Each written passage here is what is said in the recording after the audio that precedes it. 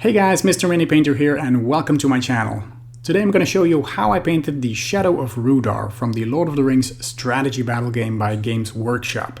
And fun fact about this mini is that it has been brought to my attention by one of the followers of my channel. Andrew, if you're watching, this one's for you. And this mini I had for probably more than a year primed and ready to be painted, and these requests kind of forced me to start working on them. So for me it's a great way to finally finish them, and let's face it, this is a great mini. A beautiful pose, fun colors. So now let's get to painting him.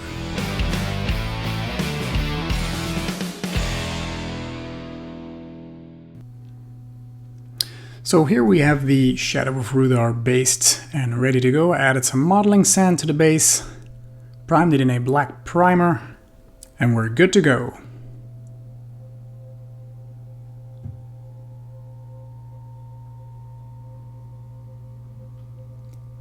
We're gonna start with this ghostly skin tone, and for that I'm using Ironrack Skin.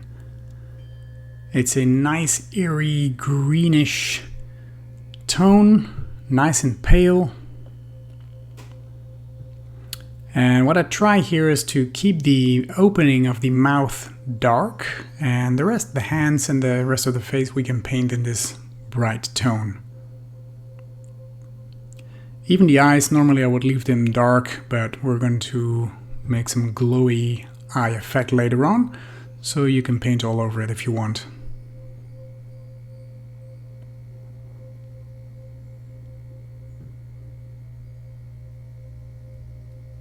Now for the next step I'm using this Croak Green Citadel shade, a shade that I'm not using a lot, but for this occasion it's perfect. If you don't have it lying around, try watering down some Biltang Green, because the Biltang Green itself is way too strong, and this is a perfect mixture and adds some nice shading that really work with this base color.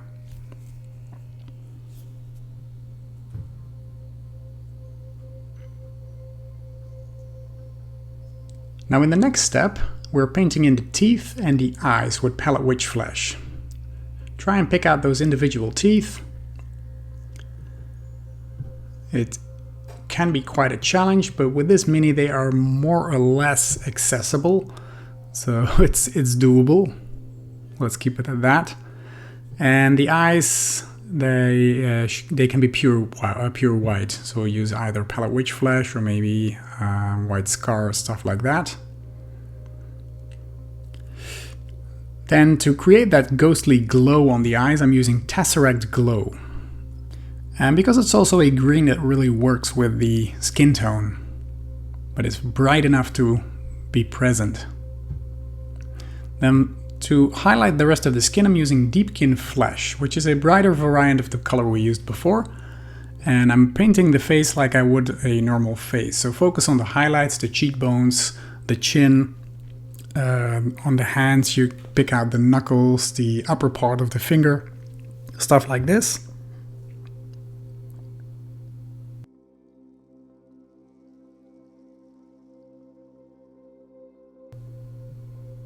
Now along the way you can add a little bit of palette witch flesh to the Deepkin Flesh to create some extreme highlights, for example the knuckles of the fingers.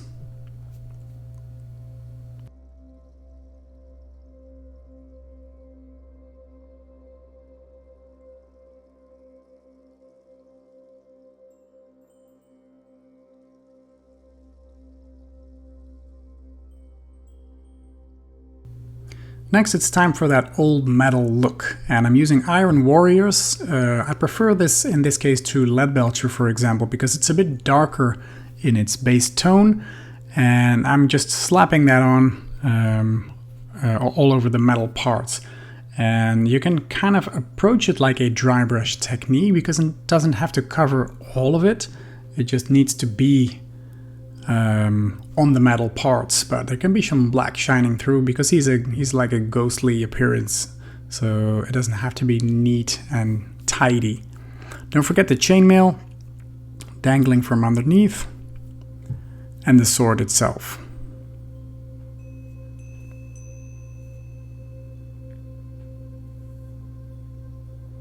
Next, with some Retributor armor, we're painting the gold parts.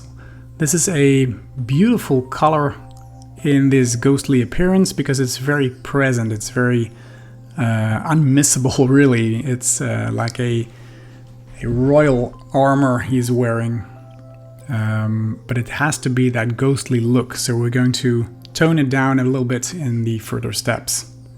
There's also this rim around the helmet and those top spikes on his head. The band around the helmet will be done in a different color later on. It's more of a brass tone. I also painted the sword. Well, not the sword, the hilt of the sword. Next, I washed everything with null oil. So all the metal parts, and you can include the gold parts just to dull it down a little bit. Normally I would use like a Reichland flesh shade to do so, but this can be an overall shade.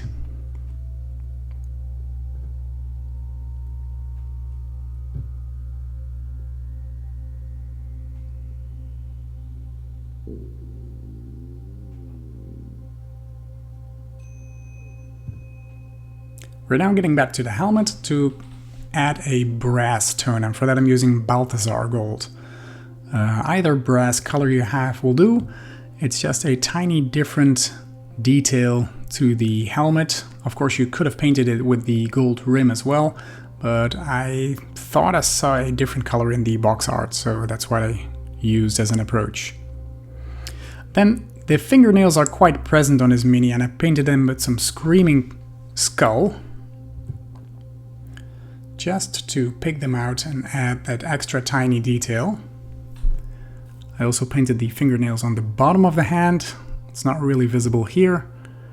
And also, of course, on his right hand.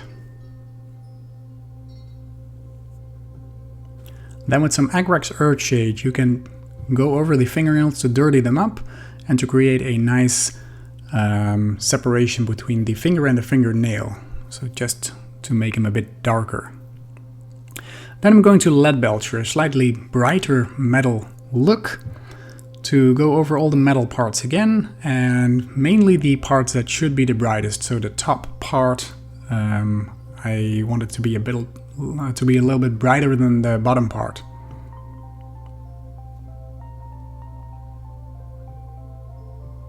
You can just use your brush as a dry brush to create that effect. Now it's time for the robes, and for that I'm using a mixture of Lupercal green with some Abaddon black and paint all of the robes.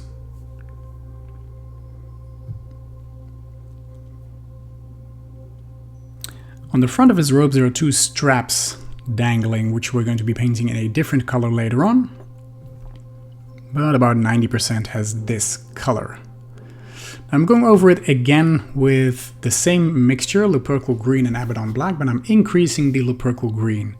So you're kind of building up the color, and as you can see I leave the darker parts in the previous layer, so it has this hint of Lupercal green, but not way too bright, of course, because it should be a shaded area. So I'm focusing mainly on all the top areas, but still large areas. Now it's time to highlight it with some Kabbalite green. This is a beautiful combination, the Lupercal and Kabbalite, that really makes this ghostly effect work on the miniature. Just edge highlight it all over.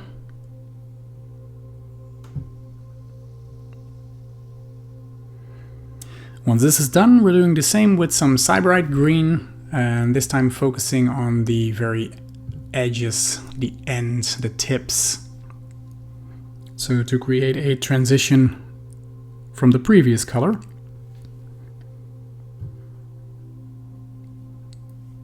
And you can see those two darker straps dangling on the front of his robes, which we're going to be painting next.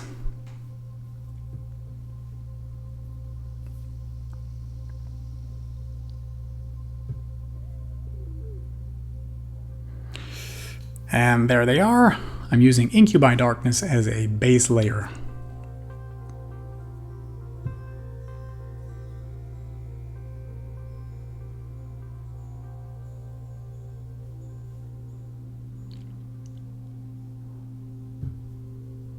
And I'm also using this color for the flaps below the helmet.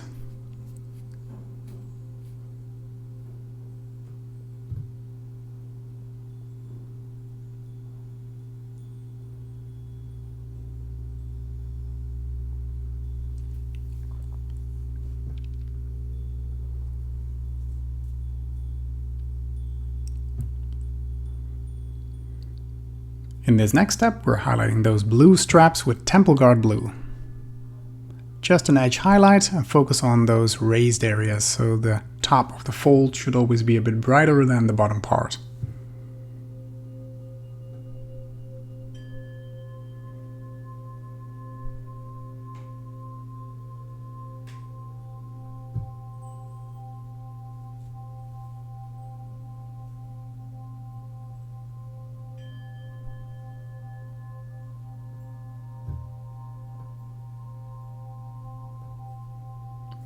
Then I'm using some Mechanica Standard Grey to paint the padding on the lower part of the arm protection. It shouldn't gather too much attention, it should be there, it should have a color but not too much. So, grey.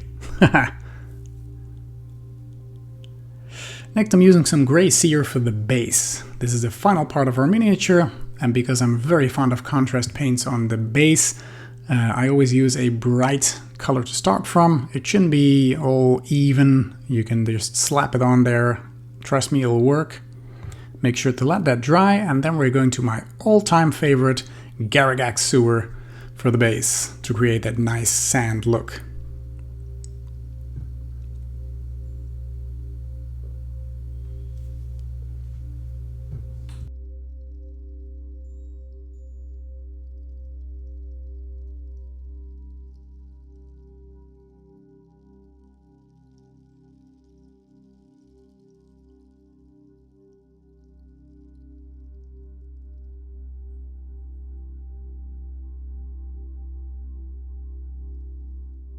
And here's our final result for the Shadow of Rhudaur. What a magnificent ghostly appearance this is. This was a lot of fun to paint, and if you have any requests like this video originated from, then please let me know in the comments.